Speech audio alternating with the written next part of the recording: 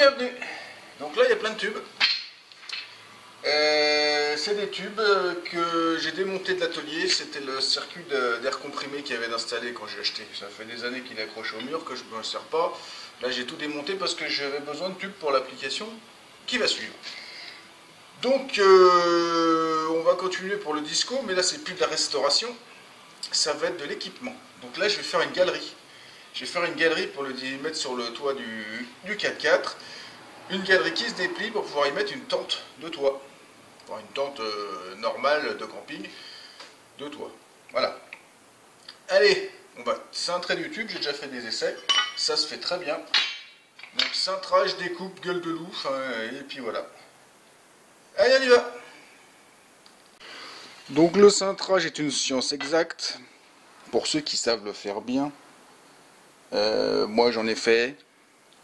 C'est compliqué d'avoir deux fois à chaque fois d'arriver à faire deux tubes strictement identiques, surtout avec un truc comme ça.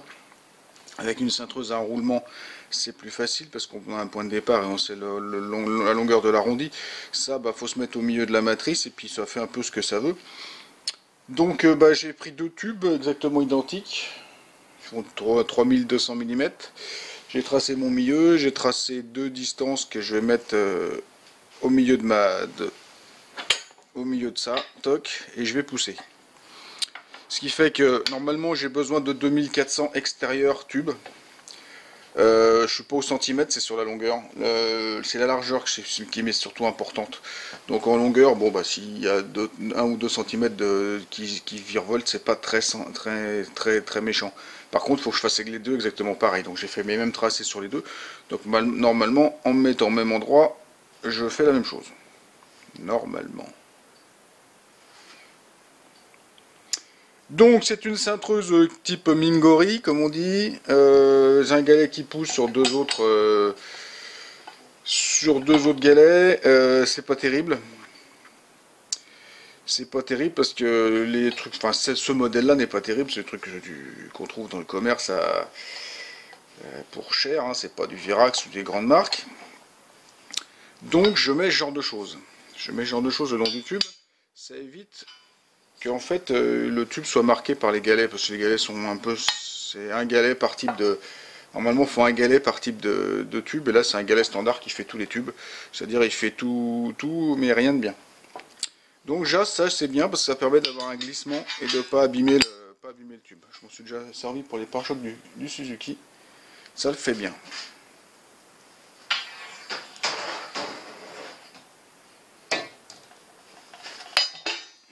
Le plus chiant c'est qu'ici il n'y a pas trop de place.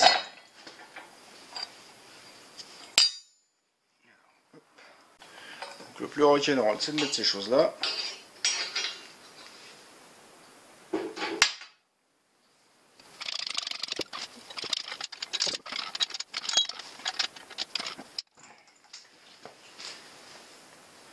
On est toujours au milieu, on se met perpendiculaire et on pousse.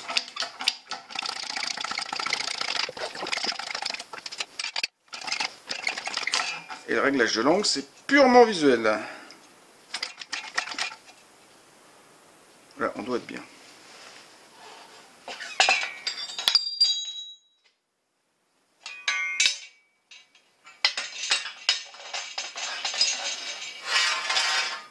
Et de 1. C'est mis de niveau. On pousse.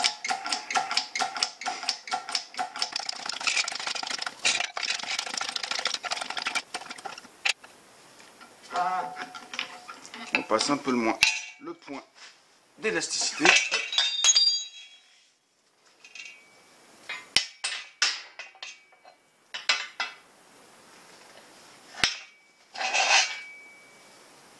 Et un deuxième.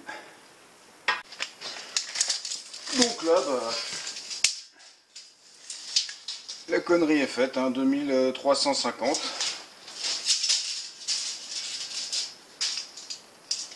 Voilà. Donc il m'en manquait 50 mm.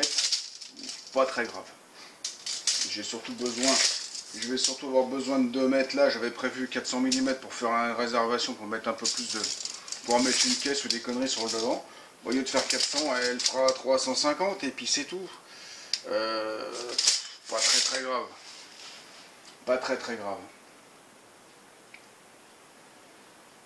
Donc on va faire le deuxième pareil, surtout, parce que ça sert à rien d'essayer de corriger la connerie, que je viens de comprendre quand j'ai mesuré. En gros, du début de mon arrondi à mon extérieur tube, j'ai 80 mm. Je l'avais déjà mesuré sur l'autre. Ma connerie a été de prendre ma longueur, de tracer ma longueur à la moitié de 2400 et de retirer le rayon de ça. Enfin, voilà. J'ai fait un roulé, je me suis mis au milieu. Mais c'est très con. Parce qu'en fait, sachant que que mon final est à 80 mm de mon début d'arrondi, ce que j'aurais dû faire, c'était prendre mes 1200 moins 80 mm, et ça m'aurait donné mon point de départ de ça, et après je mettais au milieu, enfin bref. C'est une science exacte, pas tout à fait exacte pour moi, donc là, ça va le faire comme ça. Le prochain bout, je ferai, parce que j'ai 2 cadres à faire, j'essaierai de pas me mourir. Allez, hop.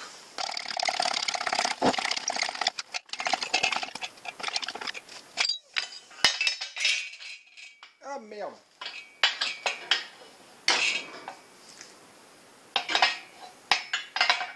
Et voilà.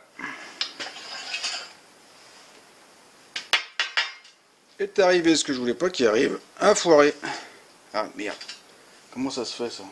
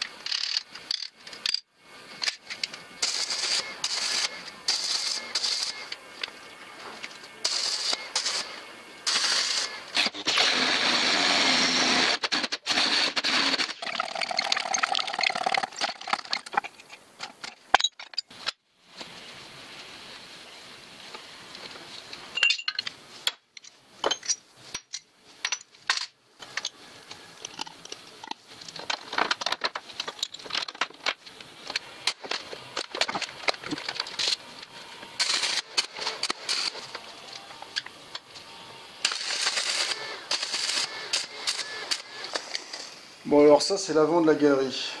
Donc j'avais fait ça comme ça parce que là c'était ma longueur minimum avec le rayon que je pouvais... Enfin pas le rayon mais la longueur que je peux mettre dans la machine pour cintrer. Ça me plaît pas, c'est beaucoup trop grand. Là on est à 175 extérieur tube. Pour moi il faut au moins que j'en enlève 60 mm. C'est beaucoup trop grand ça. Donc, donc je vais couper. Tant pis, il n'y aura pas de gueule de loup ici.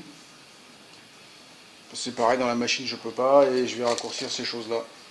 Donc je vais en enlever, je sais pas combien je peux en enlever, je peux enlever 80 mm, donc je vais enlever 60 mm. Je vais enlever 60 mm, ce sera beaucoup plus joli. Là c'est trop gros. C'est quand même mieux comme ça.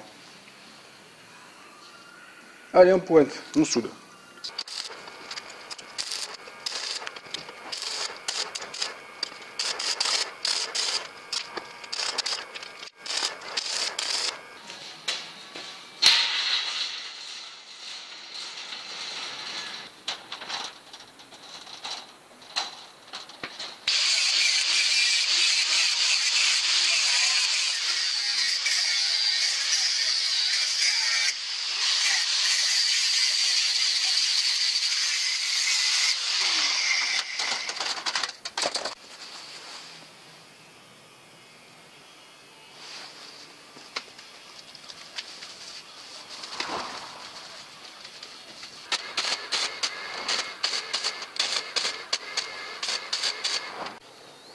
Voilà, le grillage est posé, toute la surface.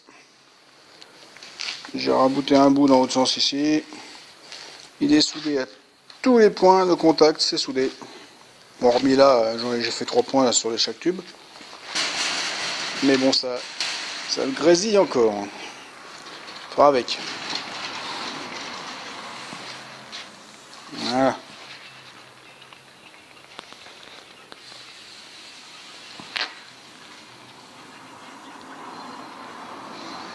Je vous ai épargné tous les soudures de tout ça parce que c'était pas intéressant du tout. Allez, la suite. Alors la suite, c'est la rallonge qui va là.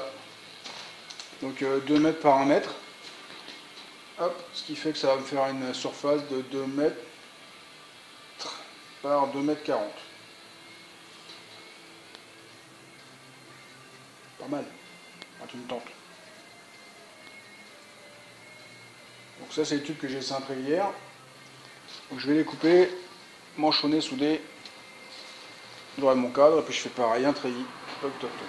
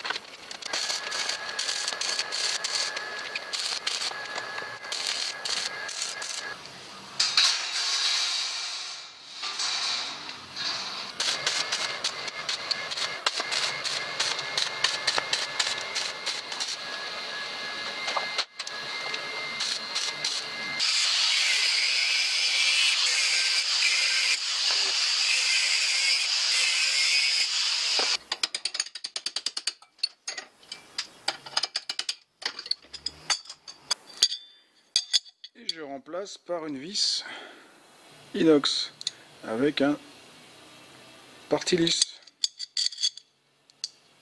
Je mets un écrou nil stop, comme ça ma charnière est démontable. Et voilà, 2 charnières.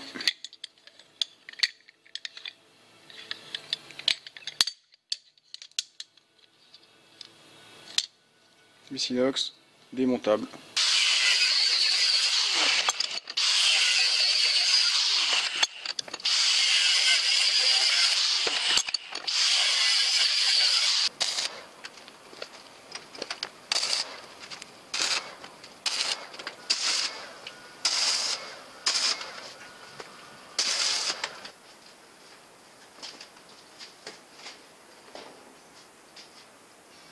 Pas mal ça.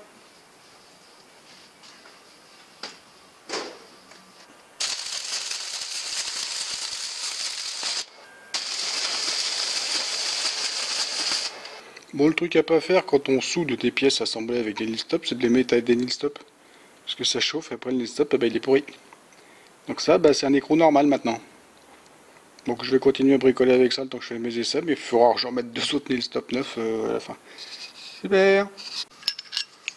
Donc j'ai fait 2 cornières que je vais souder ici, sous les charnières. Parce que ce ne sont pas les charnières qui vont tenir le poids ni retenir le morceau. Donc le poids sera porté par la patoche et il ne s'écartera pas parce que il sera dans le crochet. Et au milieu, je vais mettre une patoche comme ça.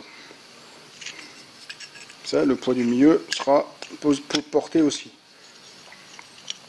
Normalement, il se tient tout seul, c'est rigide. Mais bon, je suis un petit peu... J'aime bien quand c'est solide. Surtout quand je suis dessus. Puis qu'on est à 2 ou 3 là-haut, parce que la tente est une 3 places. Voilà, donc il y aura un petit peu de poids là-dessus.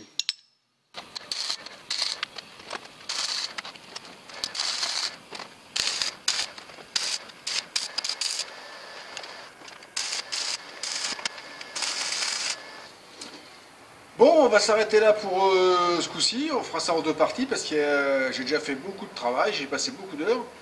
Et j'ai encore beaucoup de travail derrière. Il y a encore plein de choses à faire. Donc je vais pas faire en tout une seule fois, ça fait une vidéo beaucoup trop longue. Et ça, j'ai pas envie parce qu'après on se lasse. De toute façon, vous ne regardez pas tout ça, je le sais. Donc 2 petites vidéos au lieu d'une grosse, c'est un peu mieux quand même.